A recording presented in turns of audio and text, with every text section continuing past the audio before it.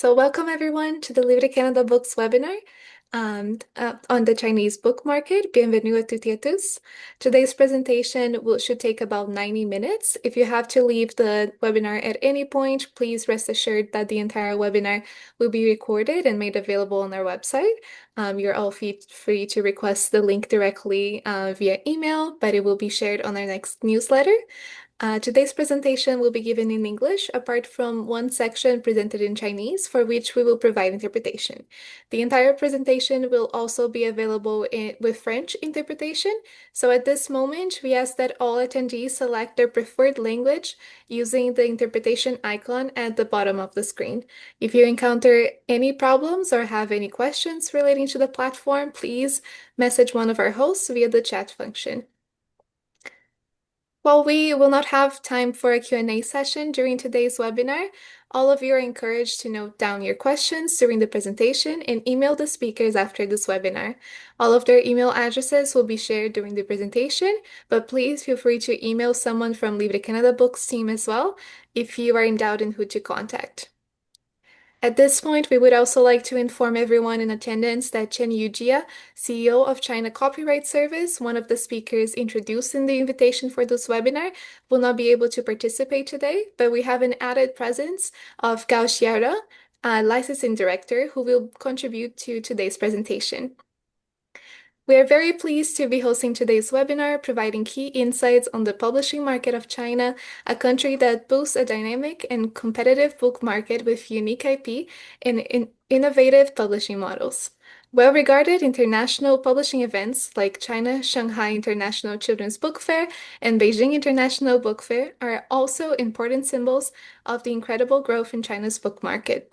The country's publishers and readers alike are looking to their own rich cultural traditions for stories, as well as more information about world history and cultures. I am delighted to pass on the mic to today's moderator, Ji.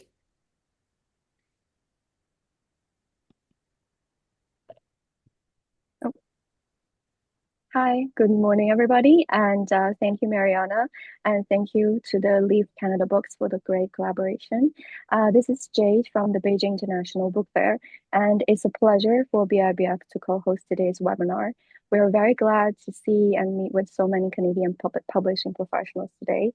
And what makes today's session especially valuable is that we're bringing speakers from across the publishing ecosystem, from market data to copyright services to publishing and international book fairs, with a focus especially for Canadian publishers. This kind of perspective, covering different stages of the industry chain, is especially important in today's increasingly interconnected global publishing landscape. And this is also something that we are continuously seeing at the Beijing International Book Fair, where more international publishers are looking to better understand the Chinese market and explore concrete opportunities for collaboration. With that, I'll give floor to the speakers today, starting with Ms. Jiang Yanping from Open Book Beijing. OK， All right. 现在我开始讲是吧？那个，Thank you 小 for 雷 giving me the floor. 对，蒋老师，您开始讲就可以了。好，我来共享一下屏幕。 All right, let me put on my screen share. 下面由我来为大家介绍一 Alright, 下 so 中国图 great 书， to be 这是 here. 指 I 纸 will give 书 you an 市 overview 场的一 of 些 China's printed book 数据的情 market 况。 with some data. 我需要留出一边讲一边留出翻译的时间吗？还是我直接用中文讲 I 下去 guess I 就可 can 以？ continue to talk 张总，您 while 直接拿中文往下 simultaneous 讲就可以了。 interpretation is provided 好的。 as it is simultaneous. Alright, okay, sounds good. 那么在介绍之前呢，我简 So 单的介绍 before 一下 I 开卷。 dive in, let 开 me 卷 say 呢 a 是 few words about 1998 my 年成立， organization, Open 我 Book, 们是 which was 专注 founded 于 in 做图书 1998市 with 场 a 的分 focus 析与 on 信息服 analysis 务。 and 那么 information 我们 services 是 in 给 the 出版社、 book 书 and 店还 publishing 有行业 market. We 管理 provide 者以 services 及 to 国际同 bookstores, 行都提供相关 regulators, 的市 and 场分析服 international 务。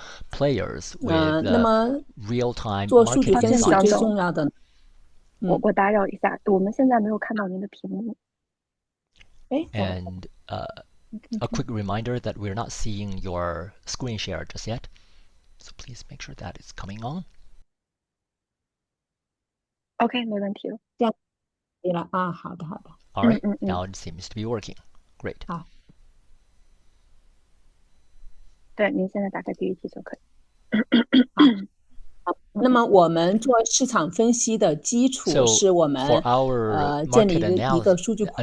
那么这个数据库呢，我们是向所有的图书销售的终端去收集数据，然后把这些图书销售的数据整理为数据库，这是我们做所有市场分析的基础。那么我们整体上在2025年，我们监测到的整个市场上的有发生销售的图书品种数是226万种。那么新上市的品种是19万8千种。那么整个我们监测到的零售市场的销售码洋是835亿。因为整个中国的图书市场除了零售市场之外，另外还有像教材是通过专门的一个系统发行市场，就是通过广中小学的这样的一个教材教辅。另外还有像管配这样的一些市场或者直销市场，这几块是我们所没有反映的。所以我这里讲的整个市场的零售市场指的就是在网上书店或者是通过直播带货或者是线下书店等等这样的方式直接卖出去的，我们叫零售市场。那么我们监测到的市场呢是835亿，这个不是市场总规模，后面我会介绍总规模。那么这是我们整个系统的数据库的一个情况。那么根据这个系统的数据库呢，我们做出了整个市场的一个，就是关于零售市场的一个推总的分析。我们推总整个图书零售市场在2025年的规模是1104亿人民币，这是销售码洋，也就是说名义销售额。那么在这样一个销售额，相对于2024年呢，是同比下跌了2.24%。它在24年的时候呢，是比2023年也是下跌了1.52%，也就是说连续2年都是有微弱的下跌。那么在整个市场的规模之下呢，我们再看各个细分类市场的一个市场比重情况。目前来说，通过25年的数据来看，零售市场比重最大的呢是少儿图书市场，占整个图书零售市场的28.79%。那么其次呢是教辅，因为教辅这个图书它比较特殊，它既有通过学校系统直接卖的，那么也有很多家长和学生他自己直接到书店购买，所以我们这反映呢是直接在书店在市场上购买的，它仍然是我们整个中国图书市场的第2大市场，占比达到27.23%。那么第3大的呢是社会科学，包括像历史。还有像这个政治等等这样的一些，就这个社会科学占20.38%。那么第4呢是文学和艺术，占11.68%。在下面就是科技、科学技术，5.52%，还有语言类的图书是2.86%，等等。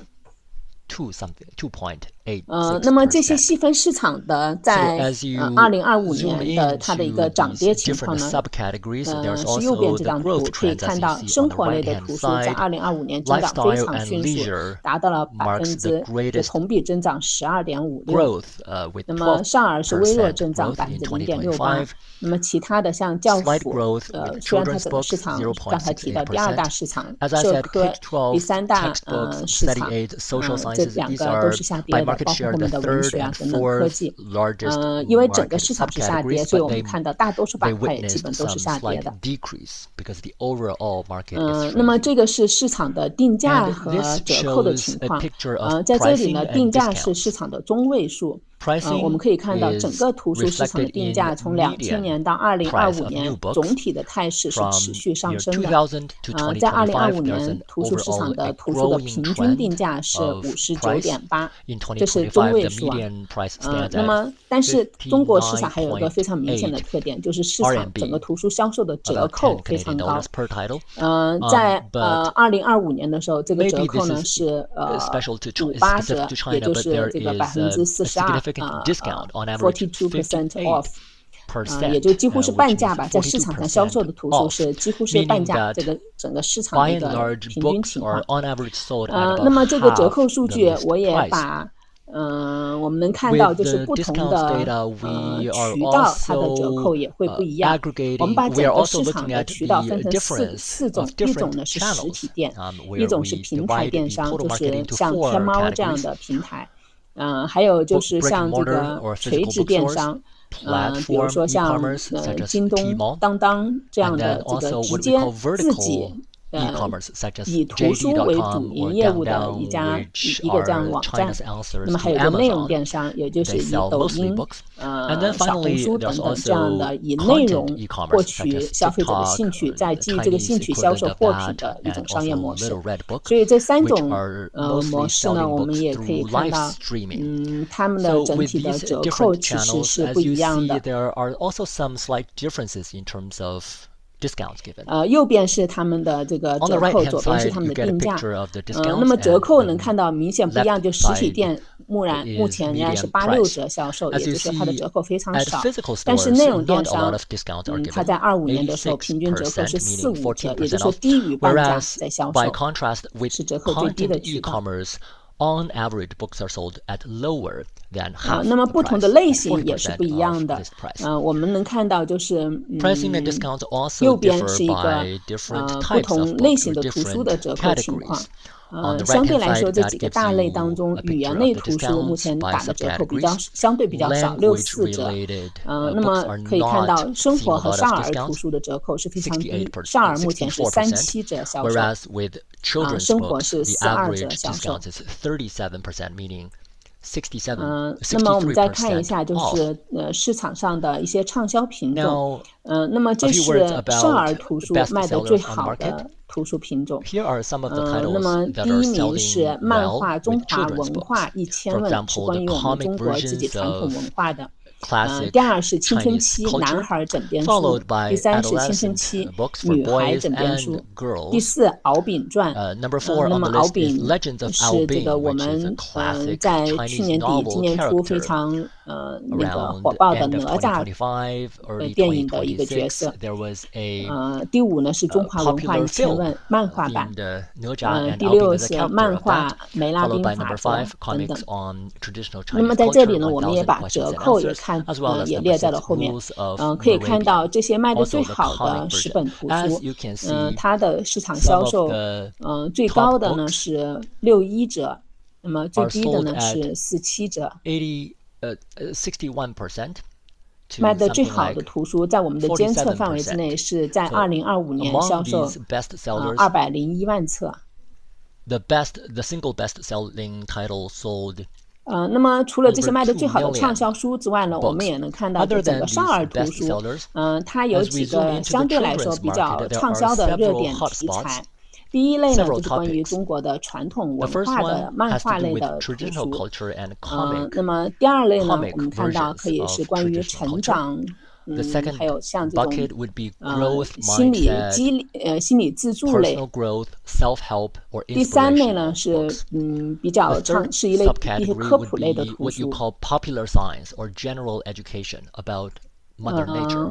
我们再看生活类，刚才提到了生活类图书在去年是增长非常的文学。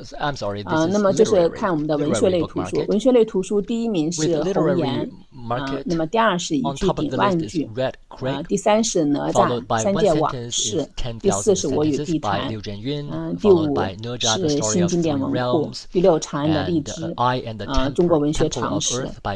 我们可以看到，基本上这个卖的最好的前10种图书，全部都是中国的原创的图书。这个应该说是和几年前有比较大的一个变化。卖的最好的红岩是销量是205万。那么在文学类的图书，我们同样可以看到，像一些比较经典的这样的一些知名的作者，他们的图书基本上会是比较长的时间，都是在我们的畅销书榜单上。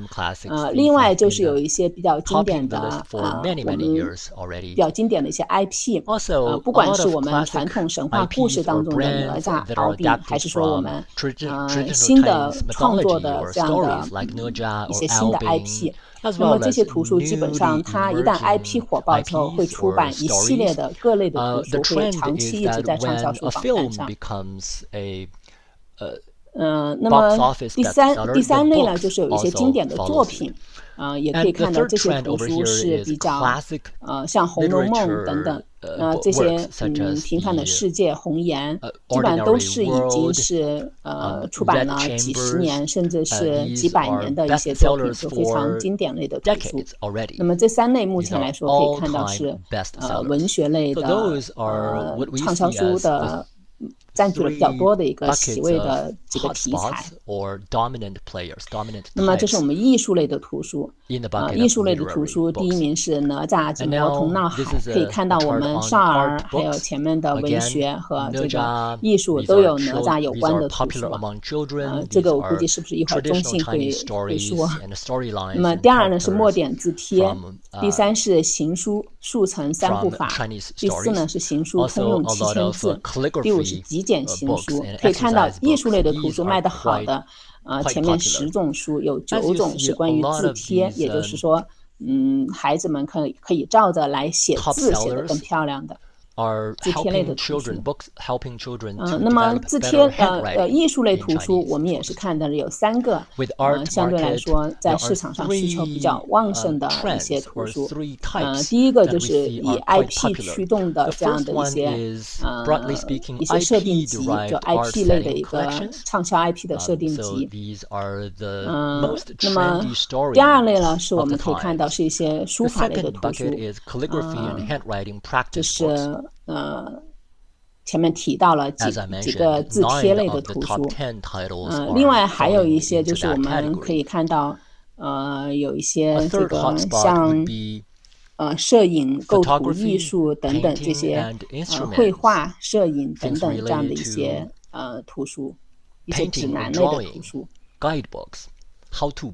那么再就是我们看看就是关于社会科学类的图书，我们社会科学里边呢卖的最好的是习近平谈治国理政，第2名、第3名都是，第4呢是回话有招，高情商回话术，开口就让人喜欢，这是教人怎么去更好的和人交流沟通的图书。第5是寒门鬼将，第6是对答如流等等。那么在社科类图书当中，我们看到几个比较好的一些受欢迎的题材呢。第一类就是我们前面看到一些关于心理自助类的图书，像这个被讨厌的勇气、寒门鬼将、回话有招、天机等等。那么第2类呢是关于商业或者是财富类这样的一些图书，像这个从0到1用 AI 赚钱，还有就是创业有招，赚钱有道，工程师之魂，比亚迪30而立等等，像这样的图书。那么第3呢，就是一些比较畅销的一些这个历史类的图书。像明朝那些事，这是畅销了很多年。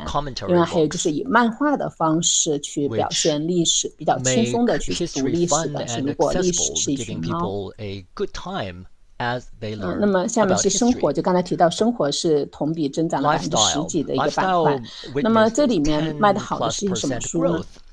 第1名呢是漫画讲透《黄帝内经》，《黄帝内经》是我们中国非常历史非常悠久的一本中医类的图书，那么结合漫画的形式。第2是故宫日历，第3是民间偏方奇效方，第4是健康生活丛书民间秘方，那么人体经络穴位按摩大全偏方秘方验方等等。那么可以看到前面这个几本都是中医相关的一些图书。那么第7呢是图说天下国家地理系列中国最美的100个地方，第8是青青乐读系列的宝宝俯视跟我做。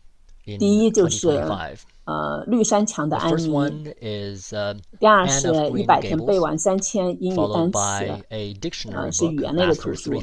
第三呢是莉莉兰的小虫虫手电筒里手电筒看里面科普绘本。那么第4是信宜世界精选图画书里的爷爷一定有办法。第5是亲密关系通往灵魂的桥梁。第6是人生有我。第7是这个也是绿山墙的安妮。第8是小兔子学划线，学花钱。第9是年龄是一种感觉。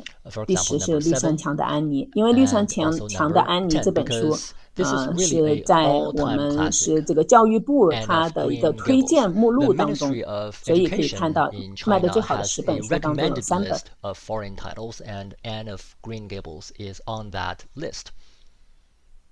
那么这个另外我就不再一一再说了，大家可以也再去看。这左边的呢是整个最好的书，右边呢是25年的卖的最好的10本新书。List on the right-hand side are the best-selling new titles. 那么这是整个外国作家的作品在中国卖的最好的。前面只是加拿大的，这里就是像我们这个新概念英语是排名第1的，然后被讨厌的勇气排名第2，还有牛街高阶英汉双语双解词典排名第3 The Courage to be Disliked, followed then by Oxford Advanced Dictionary for Chinese English. 这是我们外国就是外国作者的排名。就是因为有的可能一个作者会有多个作品，但是他未必他所有的作品都能进入前面的榜单。前面是按作品来排，这个是按作者来排。所以可以看到这个这是排在前10位的外国作家。那么这下面的数字呢，是这些作家在中国所有的这个作家的一个排名。这是加拿大的，在中国就是排名最靠前的5位加拿大的作家。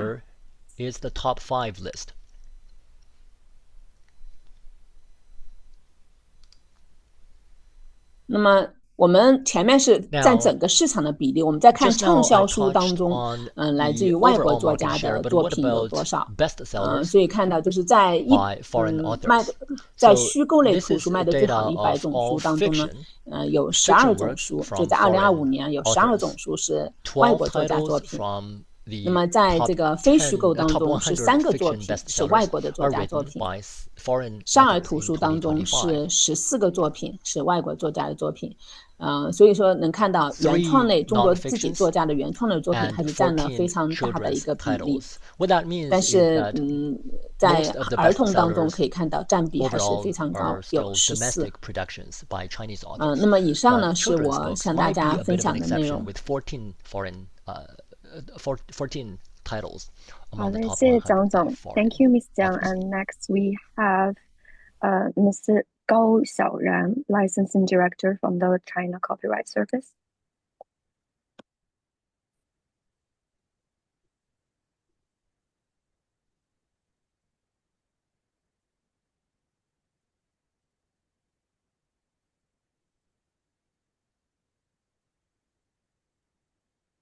Hi, hello everyone. I would like to thank the organizer for inviting me first, and it's really a great honor to be here today.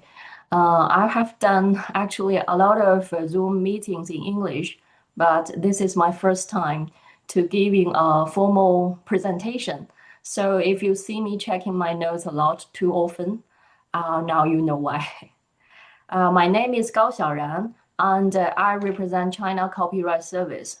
For the past 38 years, our organization has been dedicated to building bridges between overseas and China in the field of copyright trade.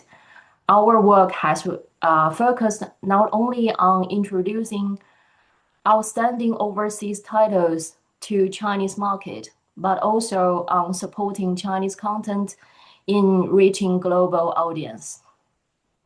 When people think about the Chinese book market, they often think it's huge, but it's complicated.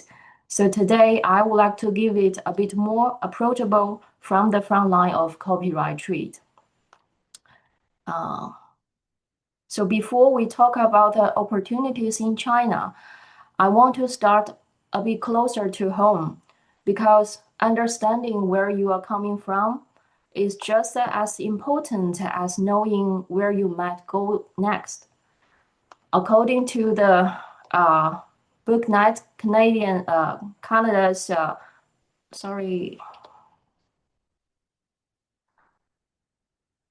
according to the Book Night Canada's 2023 and 2024 MARC reports, books by Canadian authors made up about 12 of total print sales in Canada for 2 years in a line. That number is quite stable, but as we all understand, it's quite low. So what does that tell us? Simply put, Canada is an import-driven market. A large share of what Canadian readers read comes from outside, especially from other English and French-speaking nations. But here is the encouraging part. In 2025, last October, we have seen a growing Buy Canadian, led by the booksellers across the country. And as a result, Canadian book sales has gone up 7.63%.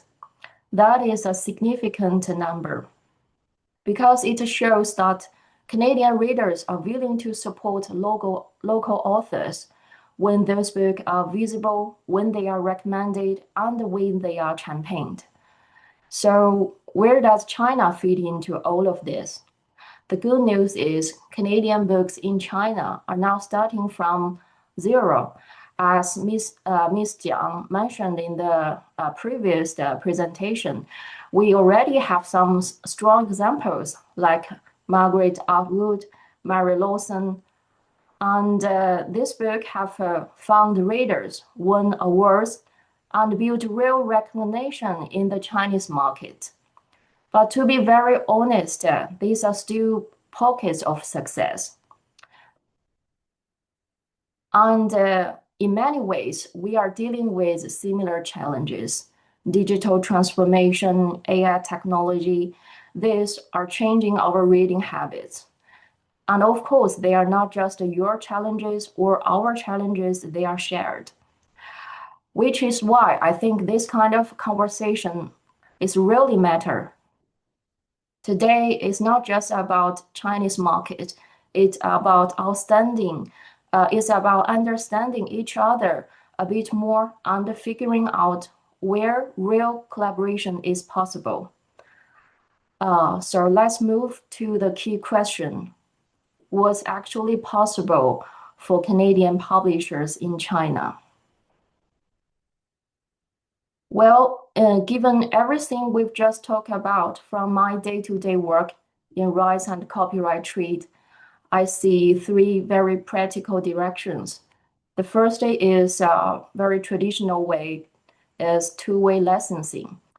Let me start with a simple principle.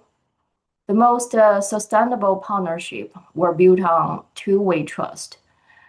In very practical terms, if you are open to acquire content from China, Chinese publishers will be much more open to acquire from you. So let me share a very quick example. We helped bring a Canadian title into China, the Visual Dictionary of Human Body, published by QA International. I'm sure most of you maybe have seen this in your own market as well. But what makes this book stand out? It is a visual approach. It takes readers on a journey through the human body, from the cells to the tissues, all the way to the full systems. It doesn't just show what the body looks like. It helps the readers understand how it works. So this book also received a major recognition from Association of Medical Illustrators, which is one of the most respected awards in medical illustration. And the second case is an interesting example. This time, looking at how Chinese content travels the other way, reaching Canada through a different route.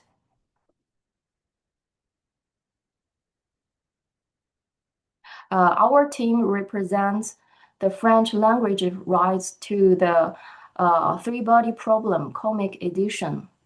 We were pleased to license those rights to Hachette for all French-speaking territories worldwide, which of course included Quebec. What makes this case special? To me, I think it shows how global publishing groups can serve as a bridge, helping content travel across the markets in unexpected ways. Even without a direct partnership with a Canadian publisher, this book was able to find its way to reach the readers through a broader international network. If Canadian publishers even ever come across Chinese content they find compelling, whether in sci-fi fiction, children's book, or digital native formats, we would like to delightfully to help make those connections directly. There's always more than one path, and as agents and publishers, we are here to give support.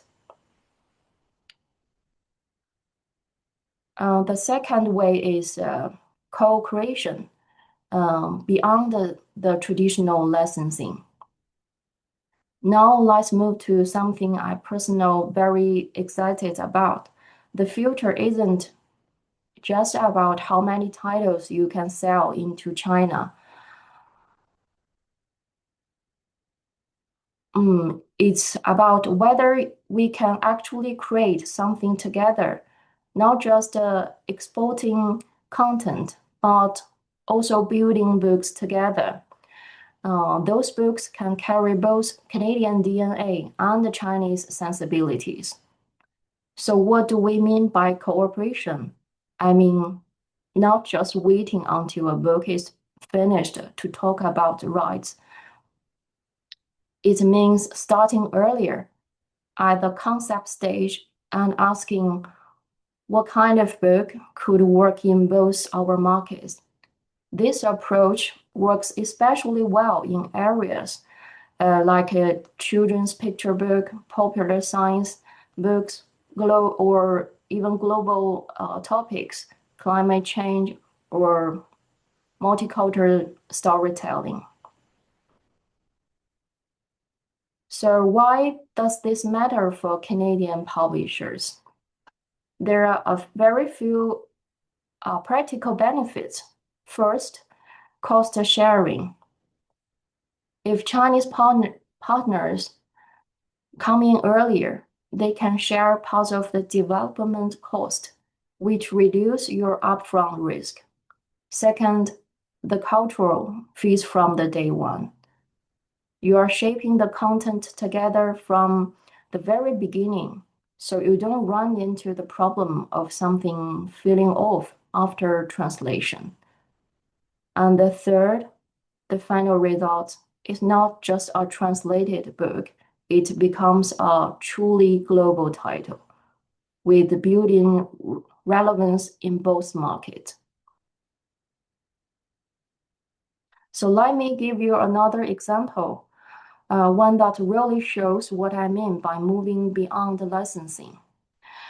This was a collaboration between Faber Music in UK and Southwest University Press in China. And we had the privilege of playing a role in bringing them together. Faber Music originally developed a series of instrument method books. We helped to license to the Chinese publisher, the green one. And during the editorial meetings, we reached a shared understanding to help this theory gain better traction in Chinese market. It would be better to include Chinese musical pieces. So the Chinese publishers invited professors from the Central Conservatory of Music to help source the pieces. And as the agent, we help to take care of the copyright clearance for those pieces. And here was what happened next. And this is the part I found most exciting. As you can see, 1 year later, these 4 titles, we noticed the growing trend of Chinese music styles and continued to encourage favorite music to take a closer look. And the editors, they responded very quickly and pulling together those Chinese tune pieces, compiling them into a new volume and publish into English language and sell into the global market. Now, thanks to this edition, the musicians around the world can play Chinese music by using Western instruments. It's not just about licensing rights, it's about creating conditions for real collaborations where both sides contribute and the outcome is something neither could have created alone.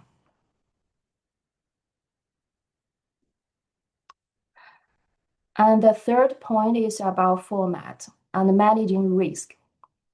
Not every book needs to start with a 5,000 copy print run.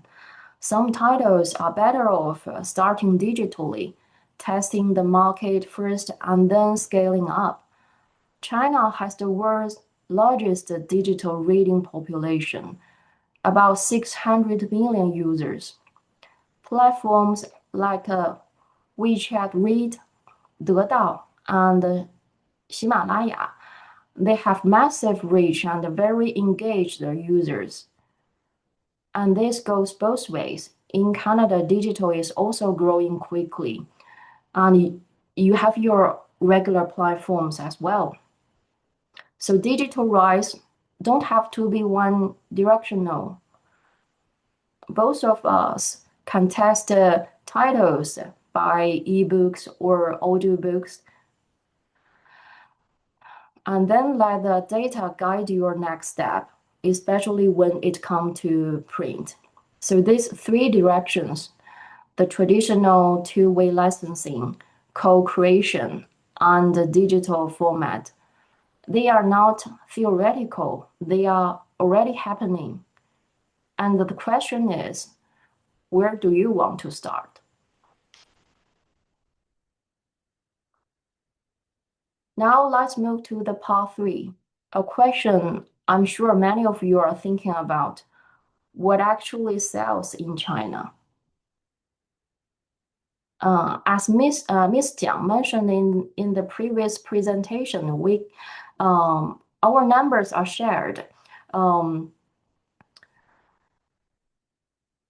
The stable core is children's books and what we call, and also those educational books. In China, we mainly call them exam-driven titles. These books are directly tied to education. These two sections together came up over 55% of the market. These books don't really follow trends. They are simply always needed. And the second part is the hot topics. When something becomes popular in China, the book market reacts very quickly. Last year, the biggest growth area was AI and the new technology, up more than 20%. We are also seeing strong demand for lifestyles and self-help.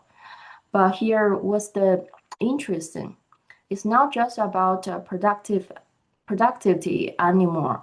For many readers, especially for young readers, it's about dealing with pressure, finding balance, and making life feel a bit lighter. So these kind of books are no longer just practical, they are emotion support. The last section is about the original content. Realistic literatures and theme-driven publishings are gaining real momentum, especially when they content to bigger social conversations. And the Chinese content is no longer just staying in China. It's increasingly going global. So what does all of this mean for imported books, for your book? The short answer is, our market is open, but you need to know where to position your titles and which door to knock on.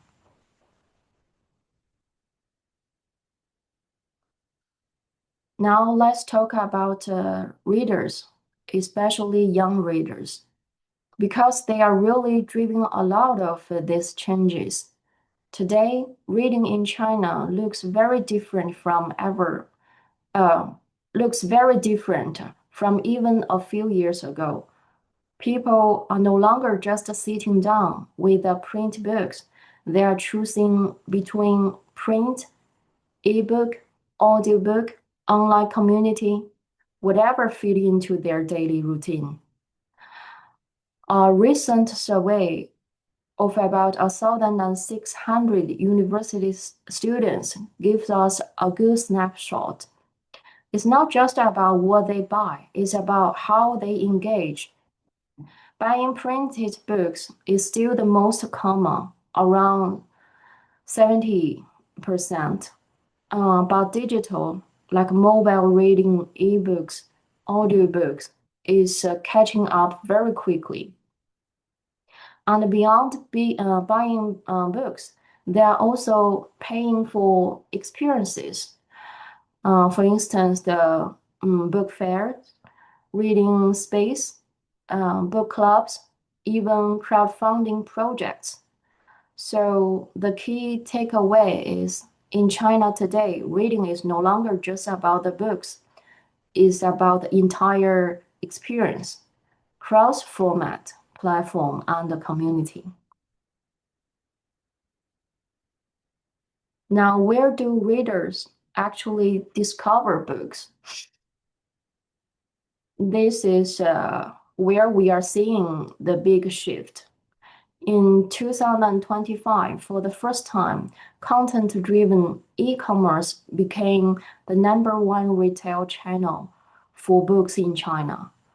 So what does that mean? It means people discover books through content, short videos, live streams, social media, and then they buy instantly.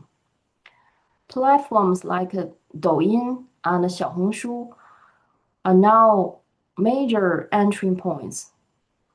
At the same time, traditional e-commerce platforms like Tmall, JD, and Dangdang, they have been declining. So the takeaway is pretty clear. If you want to reach Chinese readers, you need to think beyond the traditional listing. So here is my practical suggestions. If you take one thing away from today, let it be like this. Don't just send a catalog and wait. Ask yourself 3 questions. Does this book solve a real need or follow a trend? Can it be explained in 30 seconds on video? Does it translate culturally, not just linguistically? Because increasingly, that's what readers are buying into.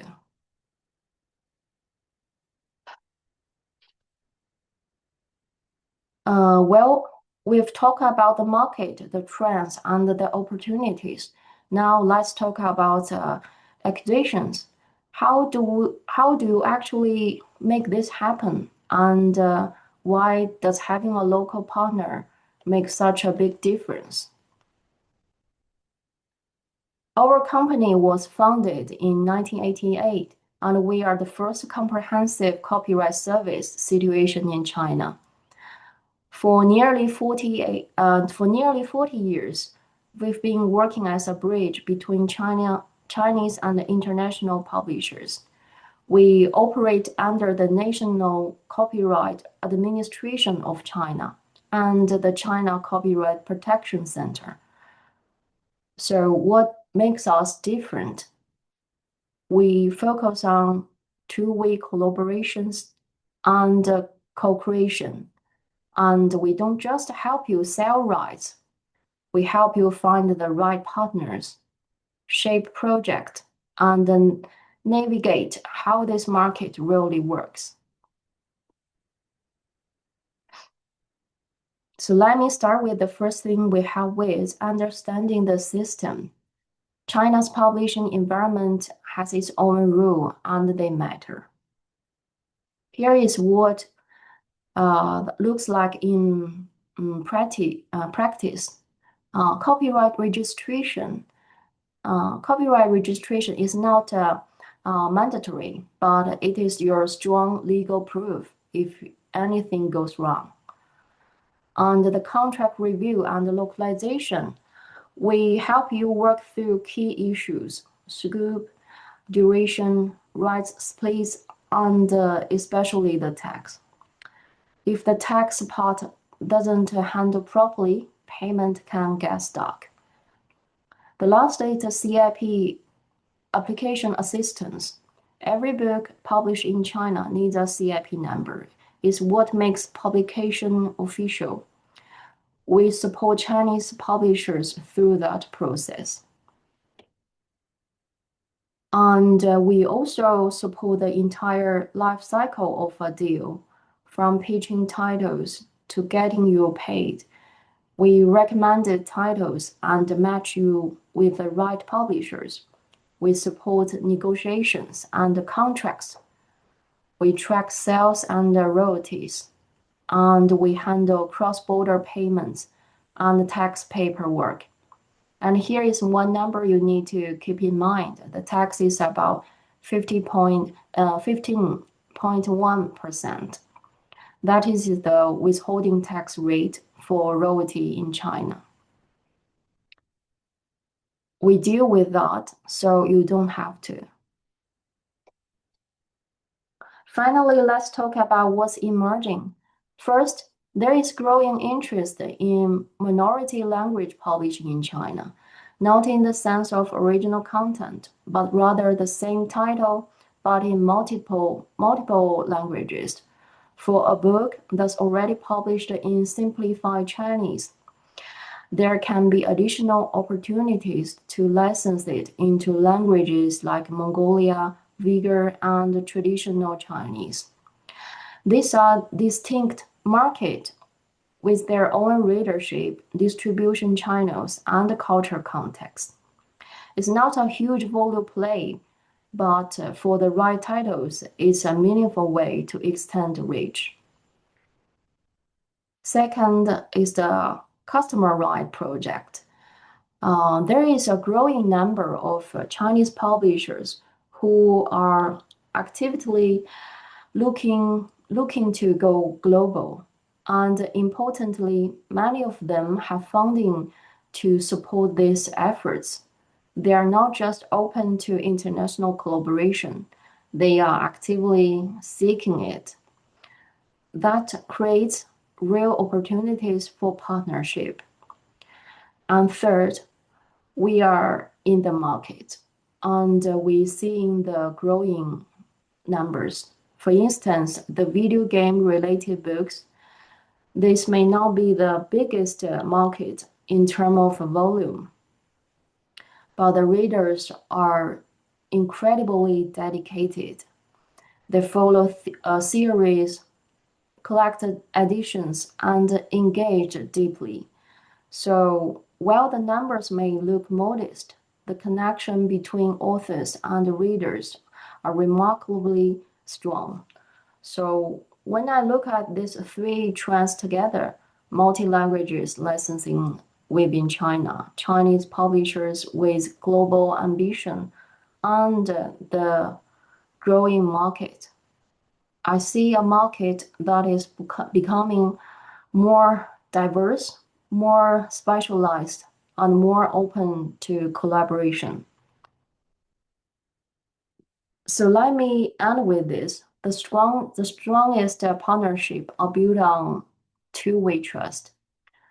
We encourage you to see China not just as a market, but as a partner. Because when you do that, new possibilities open up, new revenue streams, new kinds of publishing projects, and also new readers on both sides. China is not an easy market to enter alone, but with the right local partner, it becomes not just accessible, but truly rewarding. We are here to help you turn opportunity into real deals and real deals into long-term partnerships. Thanks for your time. Here is our email. If you have any further questions, please let us know. Thank you. Thank you, Ms. Gao. And now we have Florence Lei from Beijing International Book Fair. Sorry, I think it's Miss Dai Yuanyuan to give speech. Okay. Sorry. So Ms. Dai, please. Thank you. No worries. Thank you for having me. And while waiting for me to opening up my screen share, it's very interesting that an hour ago we just finished holding a live streaming event with the very famous Sophie Marceau, downstairs in our bookstore.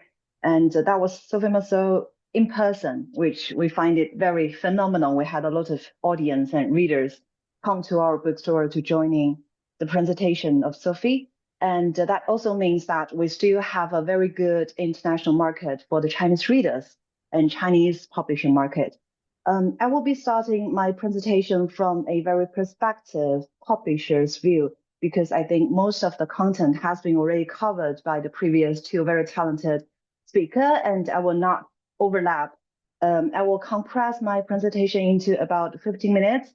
I will be talking about general picture of Chinese rights market and foreign title market. Then I will talking about the rights acquisition, next situation and this big picture, then some kind of the practical perspective from our editor and our rights manager's point of view. Then we go to like what would be the potential opportunities for now the Canadian publishers to step into this market and be more ambitious and take more part of this play. So I will like briefly mention about CITIC Press. That means why I'm able to talk about all these topics, because CITIC Press has been founded in 1988. And since then, we have been publishing foreign titles. And I think for the past decade, we publish over 1,000 of titles every year. And for 5 years recently, I think almost half of the titles we published every year, including the titles for adult market as well as the children markets, half of the titles are from foreign rights. So foreign rights really take a huge part and importance in our publications. And that's the reason that we really want to emphasize what would be the roles in the foreign rights playing in our publication strategy. And I want to start honestly with the current trend in Chinese book rights import, that means acquisition and export in recent 10 years. The 2024 numbers are the latest numbers that we can have from the official channel. We can see a huge trend of declining of the rights import from the 2016, which is almost 20,000 titles has been imported every year. But to the date of 2024, there was less than 10,000 titles imported every year. I think that most of the titles are imported from the English language market, aka UK and US market, but that market is taking a large declining trend in all. So what we can see from this trend, first of all, there's obviously a significant decline in copyright imports over the past decade, and exports indeed exceed imports starting from 2022, with the trend continuing thereafter. And we anticipate a even more large gap in the 2025, although we don't have the number yet. And the Canadian imports show a similar pattern consistent with the overall market. So the Canadian rights that's being acquired into Chinese market are taking less portion in all, but still with a similar pattern of declining and more disparate sourcing moving beyond traditional markets, which means that if we can take a deeper look into the 2017 or 2016 portion of all the rights import, we can see that largely it comes from UK and US. Although there is a smaller amount of numbers of the titles being imported from overseas in 2024, but the US and UK part are become smaller, and the original international rights are become more diverse from different parts of the world and different languages. So the diversity is becoming more significant. And lastly, the greater diversification driven by smaller specialized niche markets, which was also covered by Ms. Xiang and Ms. Gao in the previous speech, that a more specialized niche market concentrate into different communities and group of readers are more significant in nowadays Chinese market. And what would be the general picture on rights acquisition under this picture of in all the declining of rights acquisition? For CITIC's perspective, I have to emphasize that is that nonfiction remains the key focus of the rights import, which we have witnessed from each of the international book fair, because CITIC has been sending people to attend every year's London, Bologna, and Frankfurt book fair. We think that almost, if not less than 80% of all acquisition from worldwide rights are nonfictions. I know that in almost every part of the world, the nonfiction are declining or under some kind of the pressure, and fiction are even more growing and be powerful in each of the market. But in China, when we're talking about rights acquisition and translation rights, the nonfiction part remain the biggest portion in all. And technology, business, psychology, and so on and so forth, these are what would be the most focused categories or genres publishers in China are looking forward to when talking about rights acquisition. And fiction, certainly fiction is dominated by local literature and genre titles. I'm not sure if you would be familiar with the word web novel in China, which really concentrate or becomes the largest part of the fiction section in Chinese market. Web novel means genre novel, like romantasy, which is very popular in each of the territories worldwide, and thriller or science fiction, which are all comes from or largely comes from web novel platform. And fourth is the children's book rights import remain steady.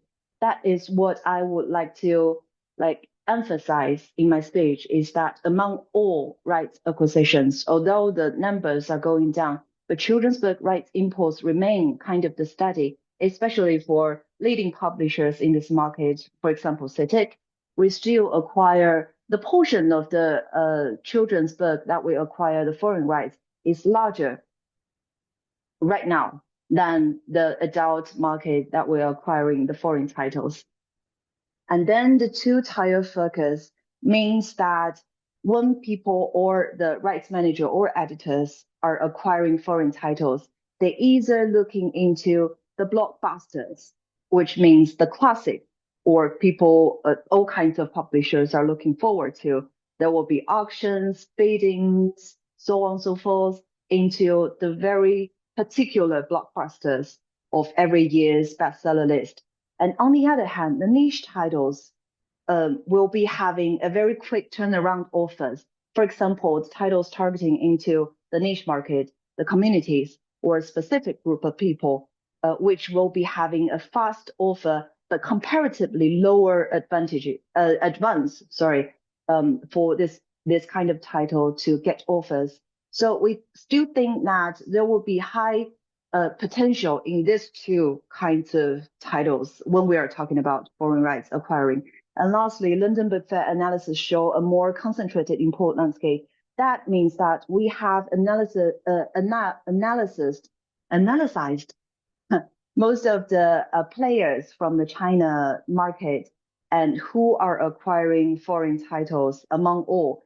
And we have dig into over 200 titles that has been sold. The translation rights has been sold to China recently in about 2 or 3 years. And we found this was offered by about 50 Chinese publishers. But the top 10 publishers contributed over half of the title acquisition. That's what I mean about concentrated import landscape. That means that there are players in our market who acquire rights, but more concentrated in not more than maybe 20 publishers. So it's really important to choose the right partner, the right player, the publisher that you collaborate with, because they will be more ambitious or more experienced in acquiring foreign rights, and they have more ability or capacity in acquiring the foreign rights. And I want to talk about something from the practical perspective. I would like to share about our editors' methodology, as well as in the next page, our rights managers' methodology, because I think that will be critical for you to understand what will be the process when we're acquiring foreign rights. First of all, the editor's methodology. I will compress this page into the standard or standing point when the editors are looking into one foreign titles that consisted with 3 whys. Why this topic? Why this author? And why now? This answers when you are selling rights, you can ask yourself at first hand, and if you are answering this question with your submission letter, that will be very helpful for the editor to take their mind and have a very positive mindset when deciding whether I would like to acquire this title or not. And other demerit maybe for the foreign titles would be the higher risk costs, the longer translation process, because of the market's turnover is so quickly and so swift now in China. If we would like to follow up some hot topic or current trend, it might not be the foreign titles we are looking forward to. It might be some local authors who can write very fast and with a lot of promotional skills or channels with them, so that it will be a very comparative or competitive way of choosing either if we are talking the foreign titles or a local author. And secondly, I want to talk about rights managers methodology. I think different from many other countries, in China, most of the professional publishers are having their very dedicated rights department, and all, if not most of the newsletters or new book information comes from the rights holder or proprietor and come to the rights department, then deliver to the editors to make their decision. So the rights department also make their decision of what kind of titles are suitable for our house. So for example, for CITIC's rights department, we receive like 50 titles per day from international clients. And it's very challenging for us, for each of us, to take a very careful look about what title and talk about what. So it's very important to make it clear in the title page or in the first 2 or 3 lines about the most important part or the message you want to deliver in your email. And that will be a very practical and maybe a little bit skillful way of dealing with it. So I want to share a little bit about the reasons behind this kind of the change of the market, change of the mindset of the rights manager and the editor, is that from CITIC's perspective, over 90% of the book are sold online. That means that the online selling consisted the majority of our book selling. I understand from our international clients that, for example, in France, about 80% are sold by brick and mortar bookstores, but it's totally different in China. And it's not only online, it's driven by content e-commerce platforms, which we're talking about TikTok, Little Red, or WeChat. These books are sold by short videos or live streamings. So the way of selling book is totally different than before. And the way of doing business in China, doing the publishing business in China is totally different compared to other territories worldwide. And there are low discounts, which are also mentioned by Ms. Xiang and Ms. Gao. And market-driven plays more significant part when editors are deciding their titles to publish. And long tail effect is weakening, because if the titles are sold, the books are sold by short video, it's sold by social media, and social media are forgetful. So it's not a very good news for long tail or long-term selling. So the way that books are sold in China is completely different from what we have experienced when I stepped into this market like 2 decades ago. So I would like to invite you to have a different mindset when you are thinking about Chinese market, and talk to the client, talk to the publisher, talk to the sub-agent if you have any questions and you want to understand this market. And this part I will jump over, because this is CITIC's right selling, and we sold 400 titles per year internationally, and I think literature will be our focus for the coming years, and I think it's kind of irrelevant, so I would like to jump it. And lastly, I think there will be some potential opportunities that I may want to share with all of you in Chinese rights acquisition market. First of all is the rights landscape shift and local market change. And this has weakened the monopoly of the traditional rights source, which is US and UK market, leading to a greater diversification, which I also mentioned. So there will be more opportunity to talk about book rights from Canada, Australia, France, or German. We will share a little bit more in my next slides. And the niche categories now carry great weight. This is also covered by the previous speakers.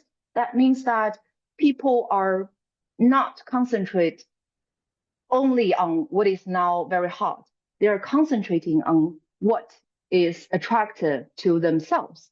So it's very personal in Chinese reading atmosphere.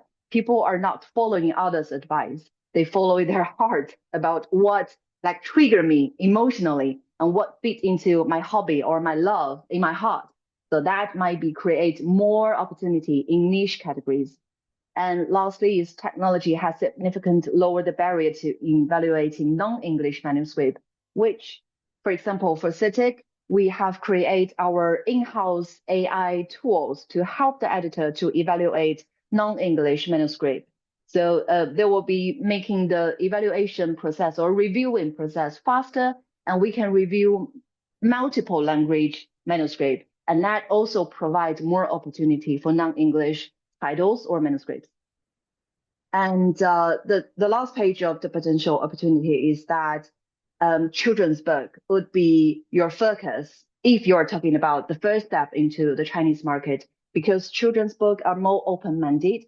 The market need are more bigger than the adult book, and that will create more vacancy if we are talking about non-English or non-UK US market. So children's book might be your interest if you're talking about market. And I'm showing some of the titles that we are publishing from non-English and also from Canadian authors here in the slide. And CITIC is prioritizing the international co-commission, which we want to break the border between languages and languages. Maybe we can invite 2 authors from 2 different languages or countries to collaborate and create one book together for the international market. That's what we want to deliver for the next coming years. And we are now having some successful cases.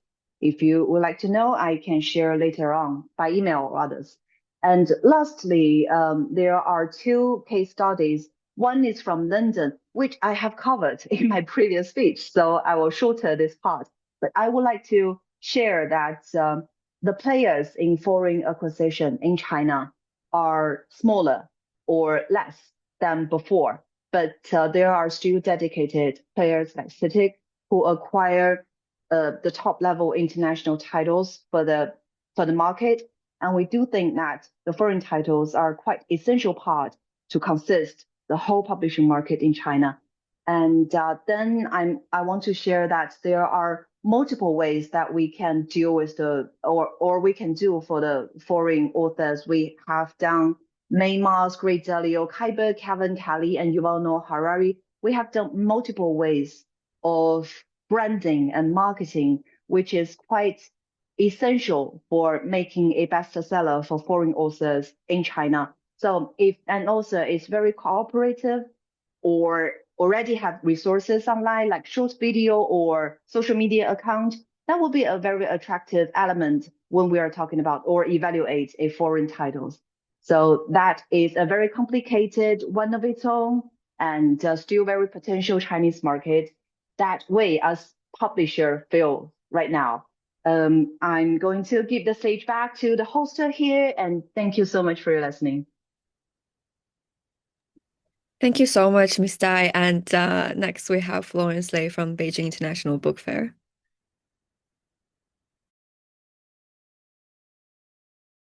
Hello, everyone, see my screen. Hello, everyone. Yeah. I'm Florence, Head of Sales and Marketing Department of Beijing International Book Fair. In this part, I will explain how BIBF can help you tap into the Chinese publishing market. First, let me share some general information about Beijing International Book Fair. It was founded in 1986 and hosted by China National Publications Import and Export Group Corporation. BIBF has grown into the largest and most international book fair in Asia. It brings together publishers, rights professionals, and industry leaders from all over the world. Last year, the fair welcomed participants from 80 countries with more than 1,700 domestic and international exhibitors and more than 300,000 visitors. During the 5-day event, 28 countries' contracts were signed. That's an average of at least one deal for every exhibitor. Here are some highlights at last year's book fair. We have more than 20 national pavilions every year, including US, UK, Malaysia, Germany, Italy, France, Romania, Chile, Spain, and others. Now let's have a closer look at this year's BIBF. It will be held from Wednesday 17th to Sunday 24th of June at the same venue as this year, the China National Convention Center. This is the layout of the book fair. The lower floor, the blue part, is reserved for international public. Sorry to interrupt. I think we can only see your first slide still. So okay, now we can see the whole plan. But if you can set it in presentation mode, then that might fix the issue. Okay. So. Okay, we can see the whole plan now.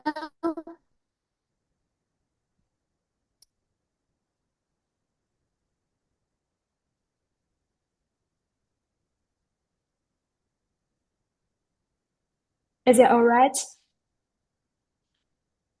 Yes, that's better. Thank you. Okay.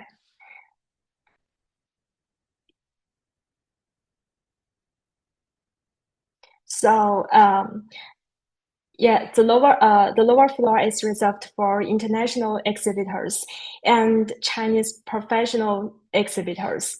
This is also where the International Rest Center is located. At the fourth floor, you will find the national pavilions or regional collective stands, such as Germany, France, UK, Japan, Korea, and so on. The country of honor and the leading Chinese publishing group will also be located in the fourth floor. Let's turn to this section on the left. The first floor is for Chinese children's books and the picture book fair. The third floor is for the gourmet book fair and the gift market. The fourth floor is for internet publishing and the art book fair. During the 5 days, you could get closer with your potential partners as well as the Chinese markets by attending these events. Before the book fair, you can attend the awarding ceremony of Special Book Award of China and the BIBF opening ceremony. The Peptide Conference and the STM Asia Pacific Conference will take place before the book fair. These two events focus on technology in publishing industry and strengthening the academic publishing capabilities across the Asia Pacific region. The new exhibitors training program will be organized from 16th to 17th. It will include a series of activities such as a lecture on the Chinese market, a tour to Chinese bookstores, and networking sessions with Chinese publishers. During the first 3 days, the professional days, we have the highest ranking international publishing conference in Chinese publishing industry, the Beijing International Publishing Forum. It has been successfully held for 22 years and has witnessed speeches from more than 100 executives and scholars of world-renowned publishing companies. Furthermore, several events will be held in particular for children's book, art publishing, and illustrators, providing a platform for specific topics in these areas. If you have excellent books in the particular area, I would like to recommend our thematic exhibitions. They are a form of sub-exhibition within the BIBF. First one is the BIBF Picture Book Fair. The design of the Picture Book Fair is all featured with famous IP.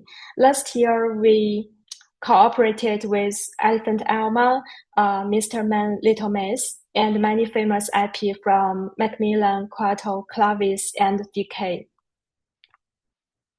BIBF Picture Book Fair can help you promote your IP to Chinese family and related industries. Next is the Art Book Fair. It has a wide range of exhibits, including limited edition publications and artists' books. Famous publishers such as Sams and Hudson, Taschen, and some Chinese local publishers exhibit their unique books in the Art Book Fair. Next is BIBF Illustrators Exhibition. It's to help Chinese illustrators connect with international publishers. And we have BIBF Gourmet Book Fair. It's to showcase cookbooks about cuisines in different countries. Food and wine experts will give presentations to the visitors. Next, we have Gifts from the World. It's a marketplace for visitors to purchase products featuring different countries' cultures. Next, I will introduce your exhibiting options at BIBF. Option 1 is the role space. It is for those who consider to design and construct their own booths. Here are some examples from Japan Pavilion, Wiley, Springer Nature, Atlantica, and Macmillan. Option 2 and Option 3 are System Stand and System Stand Plus. These two are more convenient and more economical, provide standard booths and furniture package for you. Option 4 is Premium Package. This package will allow you to bring a more customized feel to match your brand.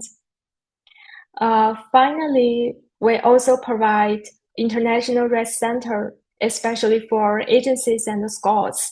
You could choose either rest table or private office for your meetings. Okay, that's all for BIBF section. Please feel free to contact me if you have any interest in BIBF. Thank you for your time and hope to see you in Beijing this year or next year.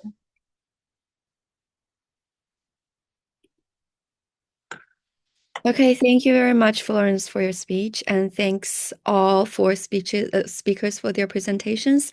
And next, I will give the floor back to Mariana to wrap up the session. Thank you. Thank you so much, everyone. I'll just leave here on the screen for seconds the email addresses for each presenter.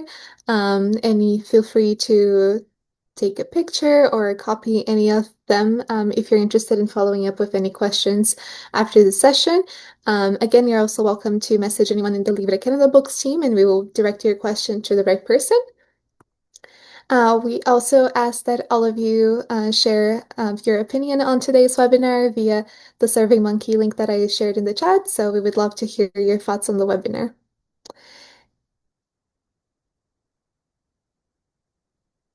And I think this is it. So as we now come to the end of the webinar, I'd like to thank all presenters again for providing us with an excellent overview of the opportunities and challenges in the Chinese book market. And I also extend our thanks to the interpreters who have provided an invaluable service for us today. And last but not least, I'd also like to thank all of you for being here with us, as well as the Can Export and the Canada Book Fund for the financial support for this event. And I wish all of you a very good day. Good day. Bye-bye. Thank you. Have a good day. Bye.